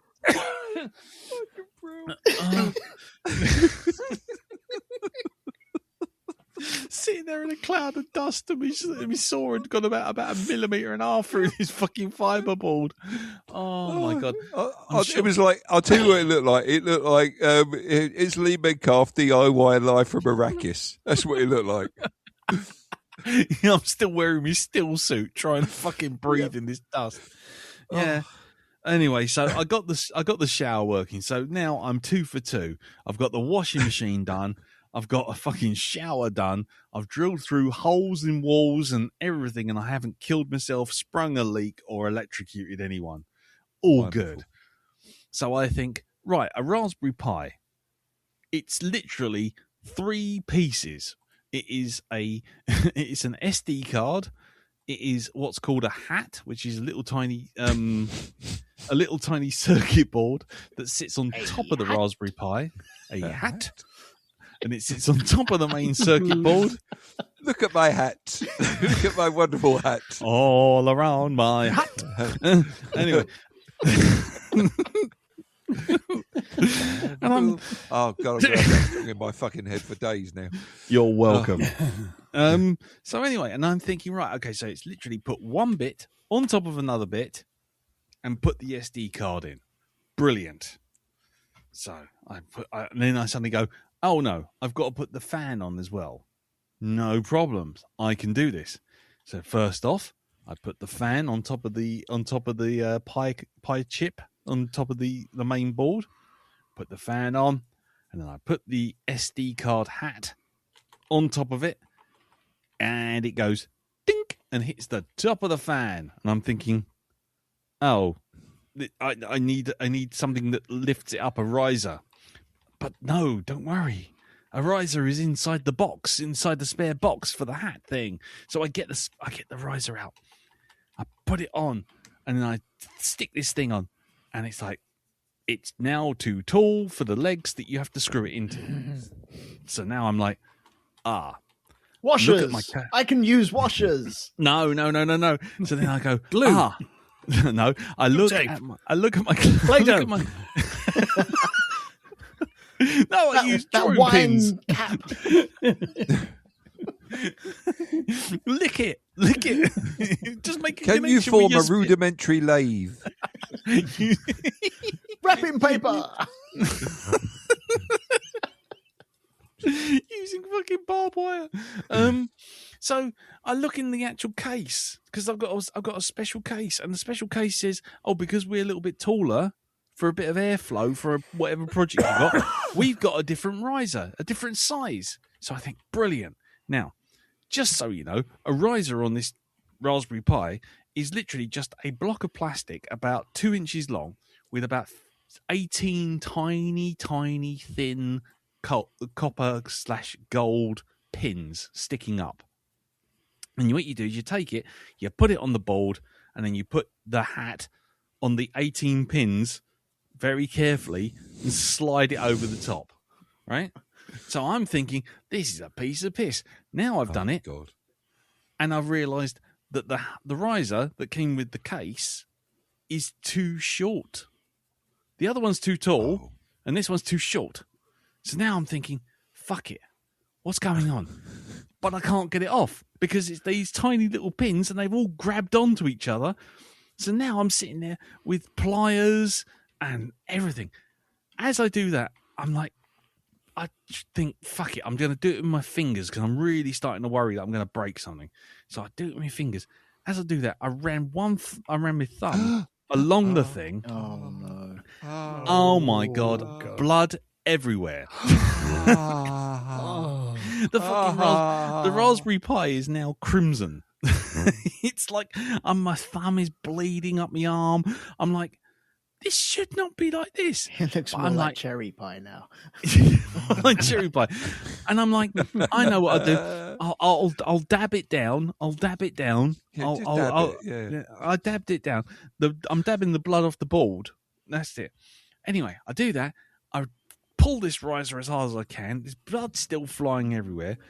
I slip and I knock the power connector for the fan straight off the board. I break the solder and knocked it straight off the board. I'm like, great. Now what? So then I have to go back to Amazon and order all these extra cables and something called a DuPont connector, so I can crimp spare cables to connect to the fucking riser, so I can power the fan without anything else. I'm like, without going into sort of like power management and all sorts of bollocks. I literally was on a Reddit screaming at someone going, I just don't have a way of plugging in my fan. And they're like, well, why do you need to plug in a fan? Most Raspberry Pis don't need one. I'm like, I've got a fucking fan. Just tell me where to plug it in. Yes, well, you see, you could plug it into the GPIO, but if you plug it into the GPIO on pins numbers 1 and 3, then you'll be fine. The problem is you won't have any power management. I don't fucking care. Anyway, did this. My Raspberry Pi is now literally claret. I mean, there's just no two ways about it. I've got wires. I've got wires. These DuPont wires have turned up. I can't get all the fucking blood off it. The kids are crying in the corner. And you turn the Raspberry Pi on to make sure the thing's working. It goes on, and then because the fan's not working, the whole thing smells like steak because the blood's just boiling off of it. It's. And eventually, after spraying it down with lens cleaner, little tip there, IPA in lens cleaner doesn't destroy your electronics, kids. So I cleaned it all up, got it all finally fitted right, and I plugged it in, and I put on, instead of Raspberry Pi OS, I've put this thing called Basatira in, which is a operating system that is just for games, and it's just got all the different operating systems in. And then you get this, right? And I do not condone the sharing of downloadable illegal ROMs. I'm saying this right now. But if you put something on called a piece of software called RGSX, right? It plugs into Basatira, and then and you just turn on Basatira, and everything just works. It's lovely. And I've got this little tiny box about the size of 2 packets of fags sitting there, and you go, I would like. And it goes, what emulators do you have on Basatira? And it goes, here's a list of all the ones we support. I have on this 256 gig SD card the following: PlayStation 1, PlayStation 2, Nintendo 64, Super Nintendo, Nintendo Play Gaming System, a Spectrum 128, a Commodore Amiga, a Commodore Amiga A1200, a Mega Drive, a Sega Saturn, an Amiga CD32, Commodore 64, VIC-20. I have a GameCube. I have Game Boy, and yes, and I have, roughly speaking, about 12,000 games, and an Atari 2800. Yeah, and they all work beautifully. And it is glorious. You can sit there and you can play fucking Cosmic Arc on the old Atari VCS, and then you can switch straight over and you can play gunship on the Commodore 64. Oh, and you man. can switch it off and you go straight across because, keyboard, mouse, it all plugs in, it gets auto-detected, it's fine. Your controllers can plug in, you can plug a PlayStation 4 controller straight in, it just identifies it, just gets it. It's like, there, done, Bluetooth, thanks very much.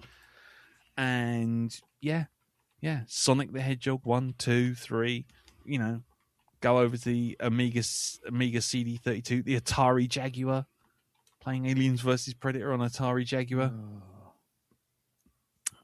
Nice.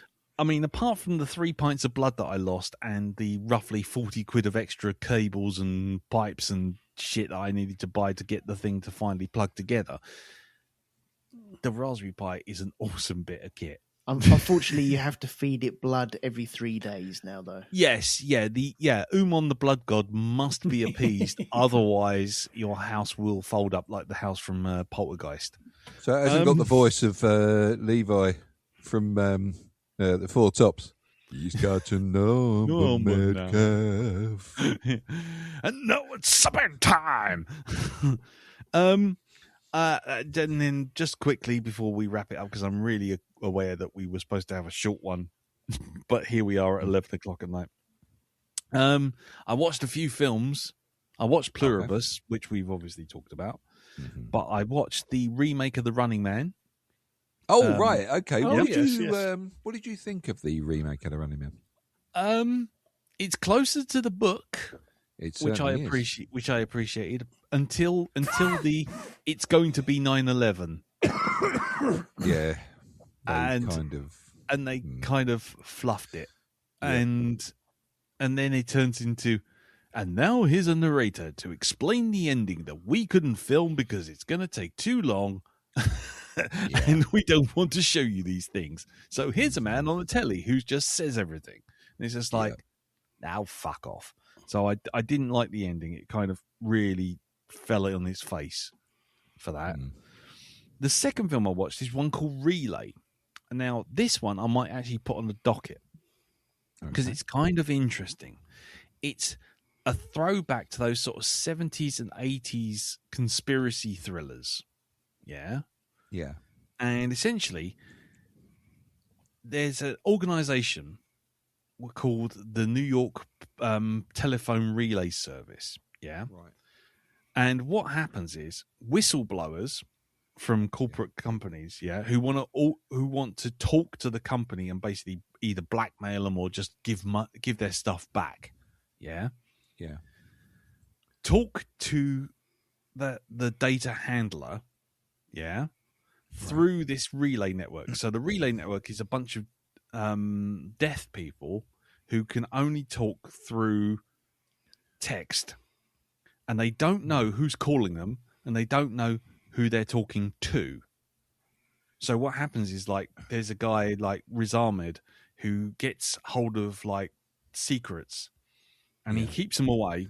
And he speaks to the relay network, and then they speak to the whistleblower, and the whistleblower comes back to the relay network and talks to him. And he sort of says, I've got the data. People don't know who I am. The people on the end of the phone don't know who I am. You don't know who I am. I will speak to the company through the relay network, get them to pay you the money. You will get the money. I will keep a copy of the data so that they will never come after you. And if anything happens to you, I will send it off because they don't know who I am. They don't know who the relay network are. That's it. So there's this kind of like, there's the whistleblower, and then there's the data handler, and then the company trying to find out who they are. And you don't know who to trust all the way through it. And it's a really interesting story. And it feels really paranoid because you get to the whole situation of, you've got these people who work for the company who want to find out who these people are. The relay people don't know who anyone is, so they got complete deniability. They don't keep records or anything. And then you've got the data handler and you've got the whistleblower, and they've all got to work together to basically get the company to basically pay up and just take, and just be assured that their data will never leak. Their thing that they've done wrong will never leak. And it's it's really interesting. It keeps you guessing all the way through. You think you know where it's going, and then you don't. And it's kind of interesting. It's a little overlong, and it's a little frustrating in places, but I think it's quite a good film. It's certainly a different kind of thriller, and certainly not something you see often these days. Yeah. So that's quite good. The next one I saw, Good Fortune. Have you heard of this? No. Okay. The guy from I can never remember his name. The guy from Parks and Rec, the Indian guy who speaks all like this. What? Yeah. What? Yeah. He's a gigging job guy who does lots of sort of like taskers sort of jobs. You know, he kind of goes and stands in lines for people. He goes and delivers food. He does like Deliveroo, all that kind of stuff. And he also works at any shift work that he can get.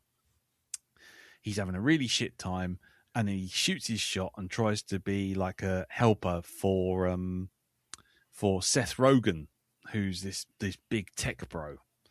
And that's cool until Seth Rogen just finds a really small reason to essentially dump him, right? And this I think it's Aziz Azaria. I can never remember his name, but he's like, I give up. That's it. I've got no hope left. When all of a sudden, Keanu Reeves as an angel turns up and goes, I'm going to show you how your life could be, and you have to see how your life is improved by being like you are, not being like this rich guy. And so Keanu Reeves switches the two characters. Yeah. So suddenly Seth Rogen wakes up and he's a Deliveroo guy working gigging jobs, trying to get like 50 quid together, you know, just to earn enough to stay in a day motel sort of thing. And this Aziz geezer wakes up and he's got like hundreds of thousands of millions of dollars. He's got cars. He's got this fantastic house. He's got, you know, everything he could possibly want. And nobody else has noticed the difference. It's just like they've both been swapped. And then all of a sudden, Keanu Reeves is walking behind him and going, see, this life is, you know, of riches is shallow and plain and awful and boring and venal and narcissistic. And this Aziz guy is like, are you kidding? I love it. And he's like, but don't you want to go back? And he's like, no. And so because of this cock up, Keanu Reeves' character essentially gets demoted from angel to human, and then finds he has to go get a job as well. And basically he has to get the guy to basically say, no, actually, I don't want to be a super rich tech bro earning millions in a lovely house. I want to go back to being a jobbing, gigging, sort of like Deliveroo guy, so that he can swap back with Seth Rogen and restore order to the universe. Right. It's a very strange film. It's a little too long, and Aziz Azaria, or whatever his name is, his entire script seems to be him just going around going, what? What? What? What? Over and over again, while Keanu Reeves goes, I've never tried tacos before. I don't even know how to eat. And that sort of thing. And Seth Rogen going, yeah, have a doobie. I'm going to take ayahuasca. And it's just like, wow. It's like everyone's just playing a role from the other shows that they've ever done. And you're just like, kind of, okay. Bits of it were funny. Bits of it are okay.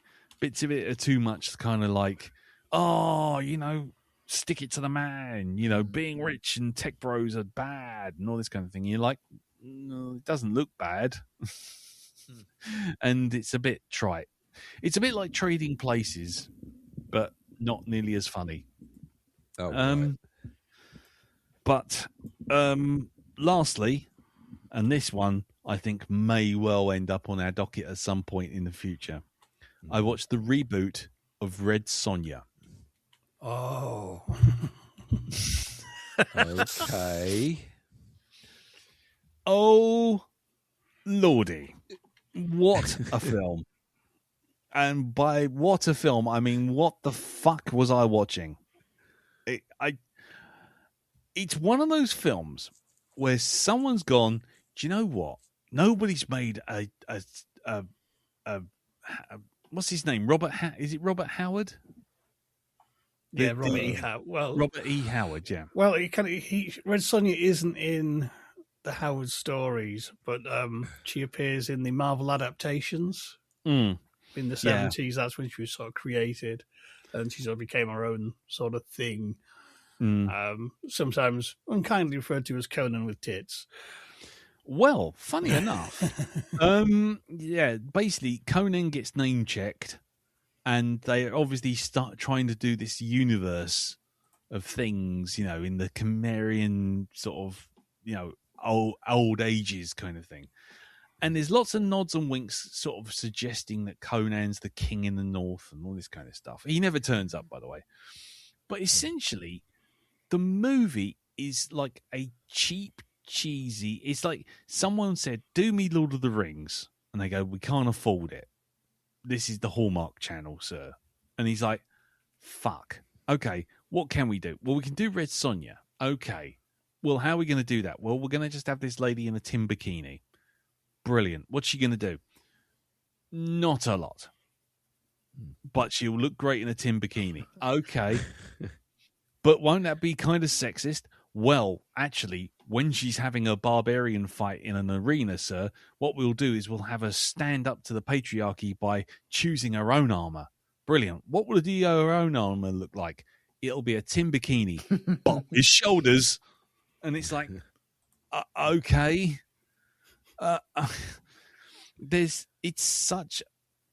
Well, firstly, the special effects are fucking awful. Secondly, the villain played by Rob Sheeran, who's in Umbrella Academy and Misfits.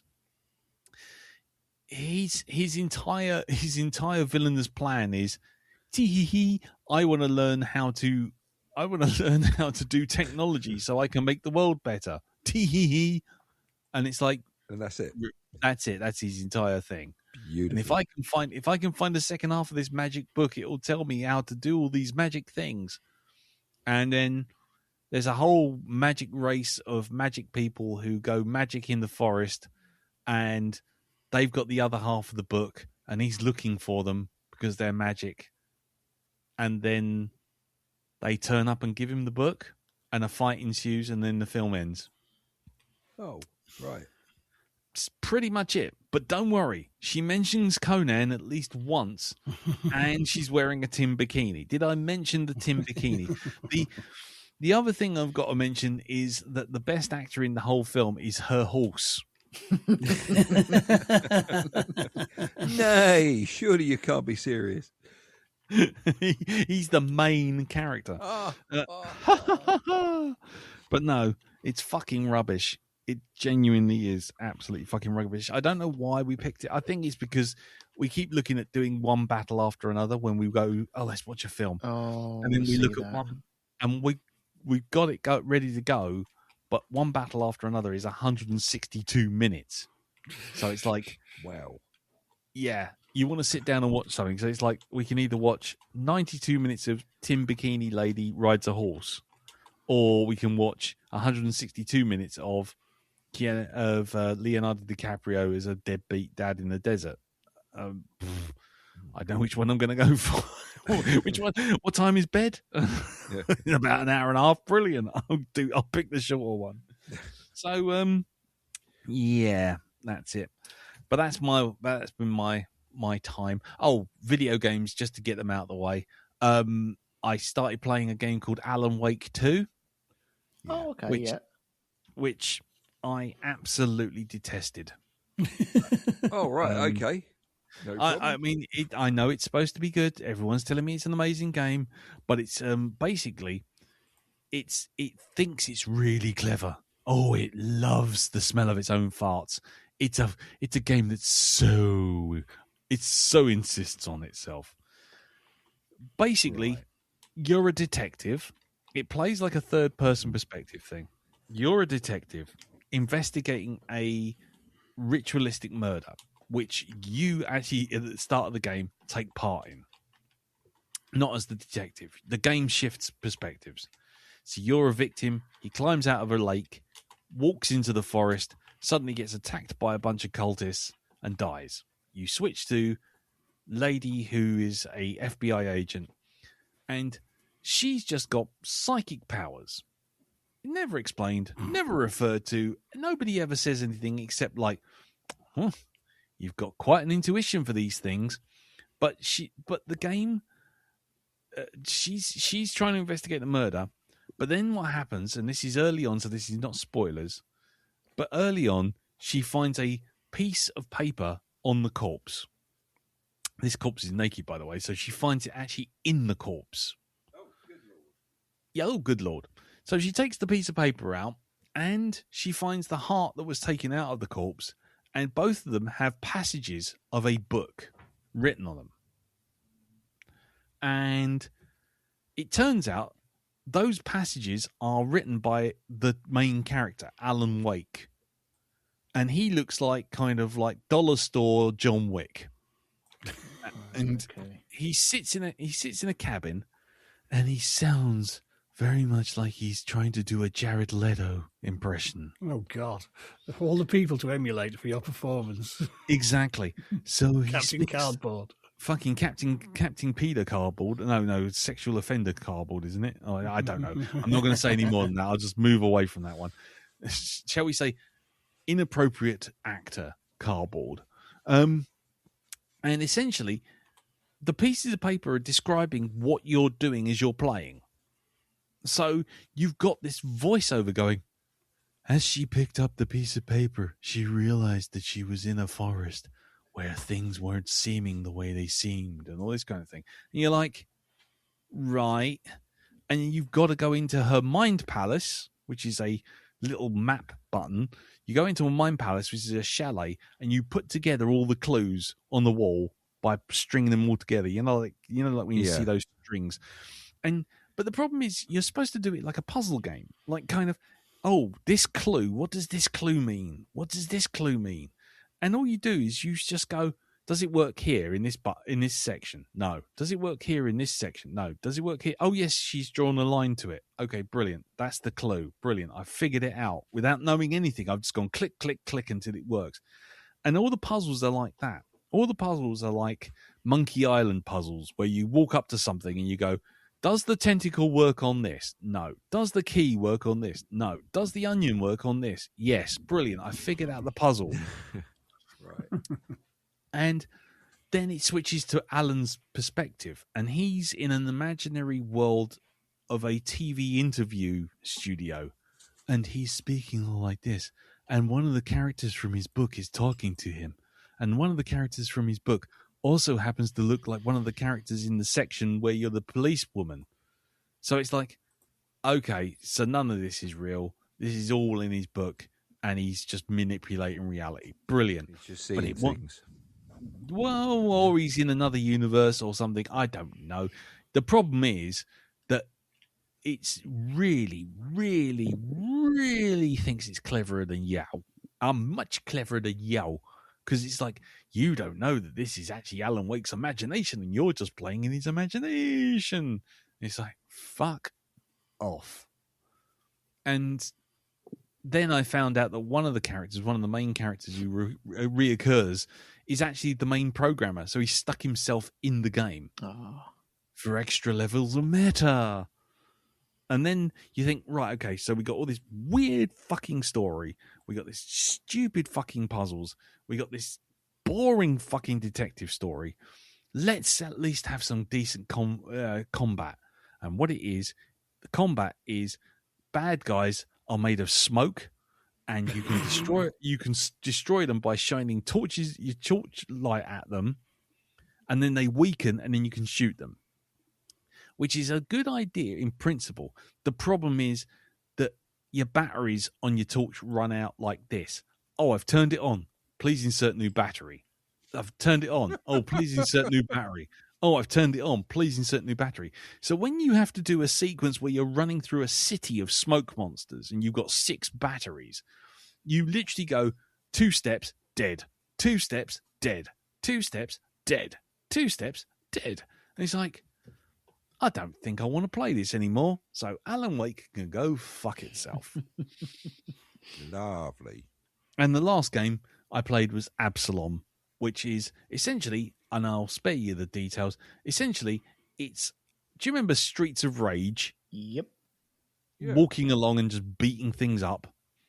Imagine that, Yeah. but in a fantasy. Imagine that, but in a fantasy realm, and cross that with a game called Castle Crashers, where you used to have little knights running around beating up different types of enemy.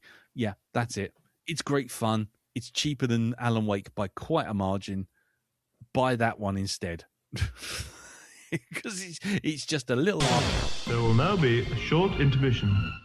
Albatross! Albatross! Albatross!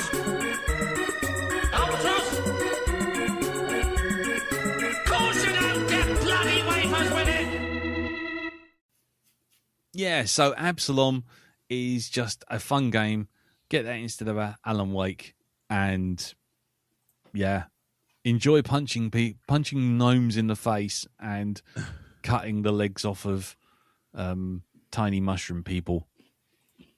Who doesn't like doing that?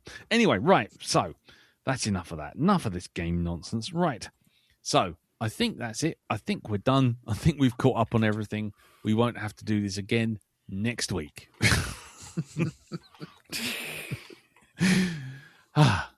I would say that it was a successful test, but we've already had a cock up at 1 hour and 50 minutes. Brilliant. Sorry. It's not your fault. I think it's Zencaster. But at least we know 1 hour and 50 minutes is the sweet spot. we can do up to 3 hour 3 hour podcast now. Anyway, no. So we'll leave it here. That was our week. That was our Christmas stuff nonsense.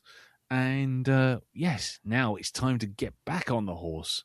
Time to put on our tin bikinis with shoulders and stride off meaningfully into the forest of film. Yes. Yes. And Elton is going to be our little gnome guide taking us through the forest. Aren't you, Elton? Yes, I am. What the fucking hell was that? What? Jesus. I'm sorry, Satan. What was that? Go on. So, then. this week, Mm. in real world times, Yes. we're supposed to have a bit of a cold snap, aren't we? Yes. Yes. We're supposed to be all snowed in, aren't we? Looking out the window, I think we might be. Yes. Is it already there? Hang on a second. It's all disappeared from around where I am, but I've heard from Thursday onwards, it's going to get a hell of a lot worse. Yes. So I decided, screw it, let's do an absolute classic, which I think has been mentioned in dispatches a couple of times, very, very recently. Ooh. And it would give you that interactive feel of being snowed in. Okay. So we're heading over to Amazon, Mm-hmm. and we're going to be doing Misery. Oh, nice. Okay. Nice. Which could also Mm. be the start of our feelings season. Feeling season. Feelings, nothing more than feelings. Doesn't have to be. It's just, maybe, I don't know, if someone wants to pick Happy Feet or something like that. Fucking happy feet. Yeah. Now, there's a challenge. Is there- That could take us Well, interesting there's a places. feeling season? well, I guess so. Doesn't have to be a Um, feelings season. It's just, that's... Is there one called Gaviscon Heartburn? Is there a movie?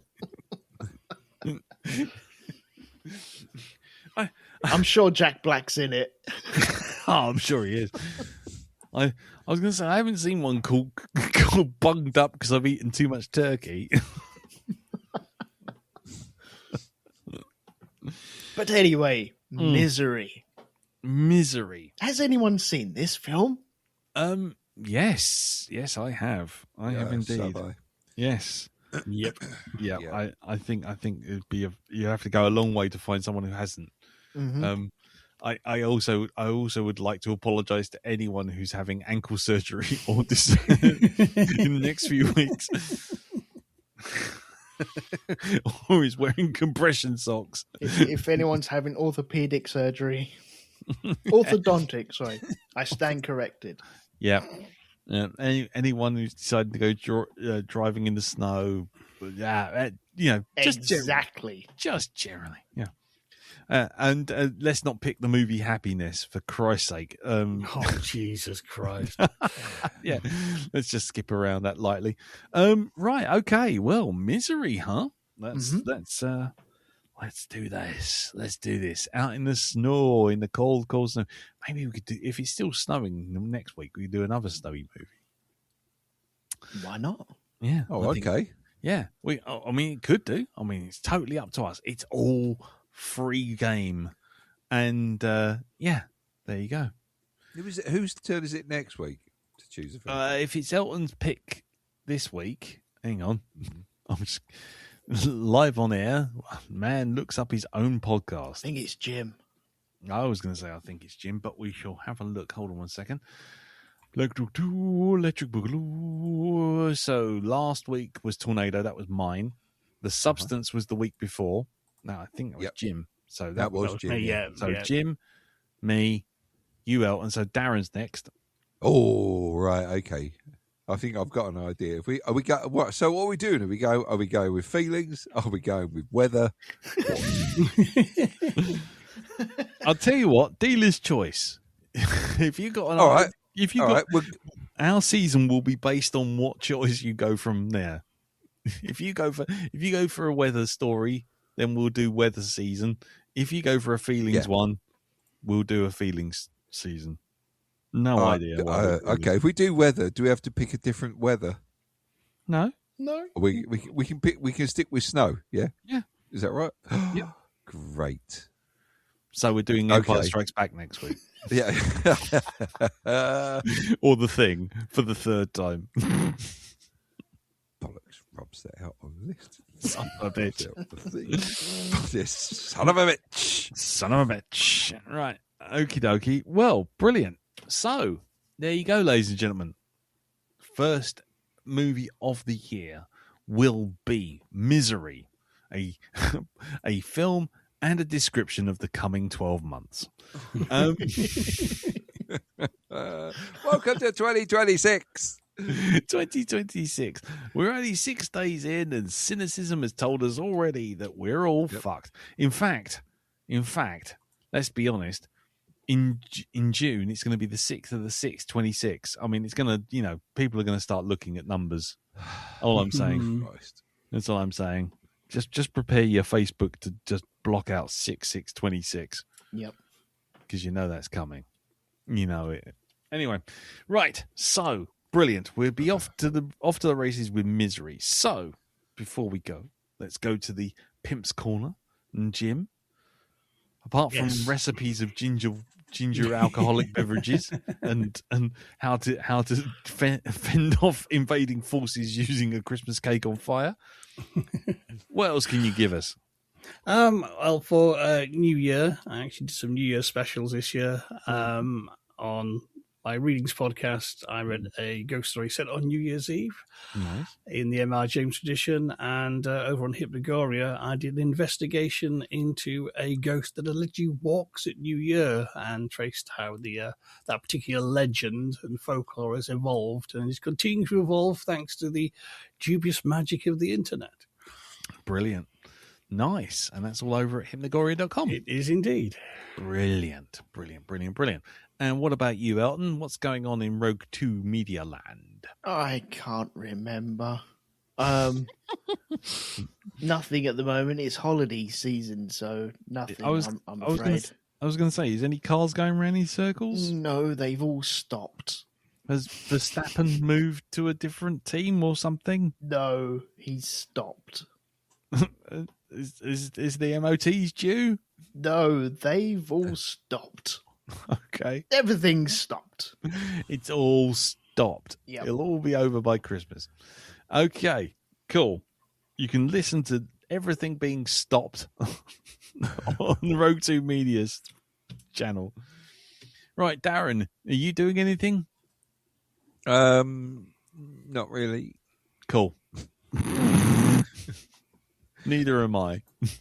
So, until next time, you can catch up with us on the Facebook group, facebook.com/group/The Black Dog Podcast, or send any feedback in for this episode. Not that there's any need for it this episode, unless you want to just tell me that I'm wrong on Alan Wake, but you be wrong. You just be wrong. Wrong. Yeah, you can do that by going to emailing feedback@blackdogpodcast.com, or you can hit me up on Blue Sky, which is cartoonbeardy.bsky.social. Right, that's it. Test done. We were only supposed to do an extended "How was your week?" and here we are at fucking 25 to midnight and still. How do we fill this void? How does it happen? Anyway, so let's just head off into 2026 with a song in our heart and say thank you very much for listening. Thank you, Jim. Thank you, Darren. Thank you, Elton. Our pleasure. And thank you all for listening. Thank you for sticking with us into 2026. Thank you for listening this far on this podcast, which is just a list of things we don't do. And until next week, when we will be back to the usual format and talking about Misery, the film, not just the feeling. We'll see you all next time. Till then, take care. Tatty bye. Bye-bye. Bye-bye. Ta-da. Here it is. My most likable song ever. Coca-Cola, lipstick ring, go dance all night, dance all night. I've got dancing legs. Woo! I've got dancing legs. They won't stop me dancing, no, they won't stop me dancing. Kiss me, lipstick ring, oh, that's the way you like it. This is your most likable song ever? Yeah. People will love it.